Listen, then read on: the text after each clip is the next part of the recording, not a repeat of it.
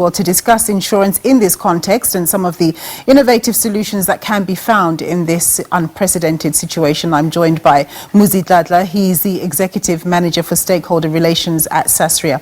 Muzi, thank you very much for joining us. Naturally, I would suppose that for corporates and private homeowners that had insurance cover when this disaster hit, it's pretty much a done deal that they'll be fully covered to restitute or rebuild, depending on the damage caused.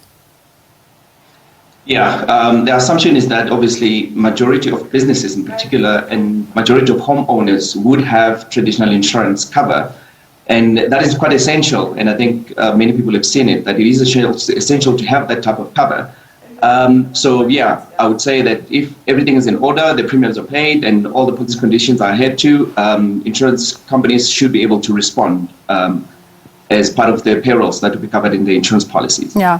Just coming to your expertise, of course, we learned that Sasria covers insurance risks that stem from things like riots and political unrest and the like. We did hear about the odd looting here and there in the aftermath of the flooding. To what extent have you guys been exposed subsequent to the floods, if at all? I wouldn't necessarily isolate it to looting, but any subsequent event that takes place after a particular peril, like in this instance, flooding would have caused the damage. So anything really subsequent to flooding would obviously be covered by the very same insurance policies that we've just spoken about. And the same thing happens obviously with Sasria as well. When there's been an unrest or a civil unrest, and then any subsequent event that takes place, that would be torching of buildings, burning of buildings, or looting, or any other subsequent perils. So I'd just like to confine it to any subsequent peril that actually takes place after an event that is covered by an insurance policy would then obviously be covered by the same insurance policy. Now, the elephant in the room will be those people who have no cover whatsoever, that have literally lost everything. We know that government assistance will likely be finite. So what are some of the out-of-the-box solutions that SA Inc., that is everybody, not just government, not just corporates, but South Africans as well, what is it that we can do out of the box to try and aid in this situation? You know, our deepest sympathy and empathy goes out to everybody who has lost. I mean, there were many lives that have been lost and a whole lot of buildings and infrastructure that was lost. And it is regrettable, you know, in South Africa because of the biggest gaps and exclusion of certain members of society from having access to insurance.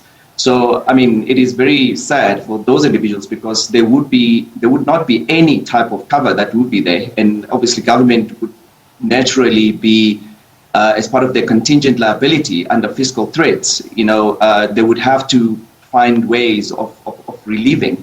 But I think maybe going forward for the future, a discussion has to be held between the private sector as well as government, because I don't think government on their own can be able to handle this amount of disaster, you know, and the private sector on their own as well. So I think an entity like ourselves, Sasria, could be maybe the one to facilitate this type of discussion and find some sort of a holistic sort of program, one that looks at, first of all, the most vulnerable members of society, creating what we would call a social safety net for the extremely vulnerable members of society. And obviously government would be largely involved in that, but on their own, they wouldn't be able to because of ex-post financing, as an example, as well as getting to the individuals on time to ensure that their livelihoods are not affected to the degree that they would naturally. And then obviously the other parts of society that do not have access to traditional insurance but are not extremely vulnerable. I think that's the sweet spot where entities like ourselves together with the private sector and government can come up together. I think we've seen it in many other industrialized and developing industries.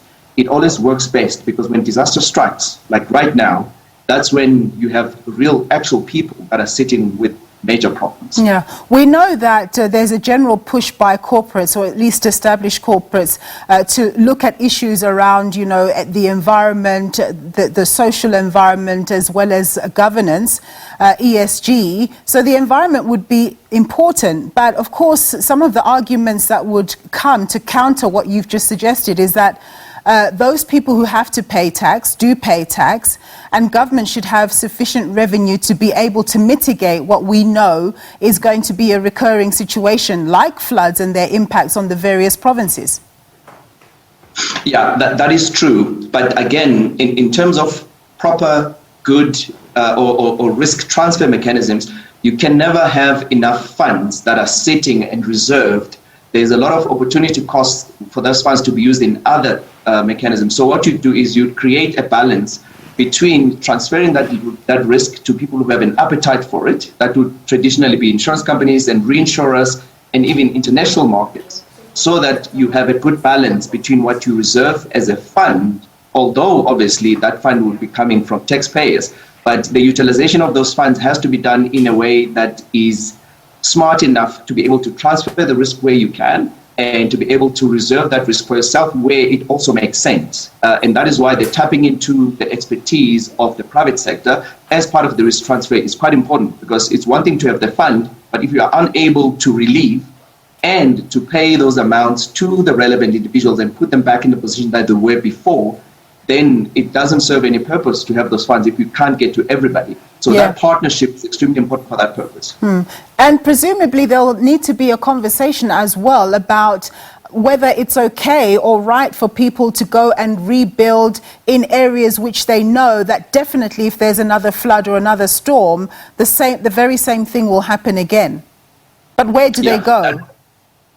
That is correct. And again, you see, I think insurance becomes extremely important in this particular instance, where the level of advice in respect of structures, the integrity of structures and the areas where buildings are actually being erected, it's part of the entire process of covering the risk, because so it becomes the interest of the insurer themselves to ensure that the individuals that are insured, they are insured and they are actually in areas, and the reinforcement of the structures that they built on. So that entire level of information, level of expertise and advice is part of the entire package. And that is why that whole hybrid model of risk transfer as well as having the own funds reserved is quite important.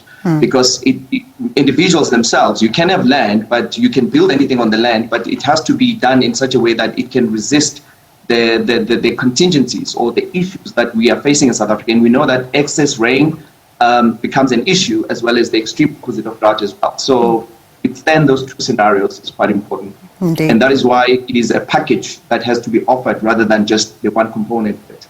Indeed. Thank you very much, Muzi, for your insights there.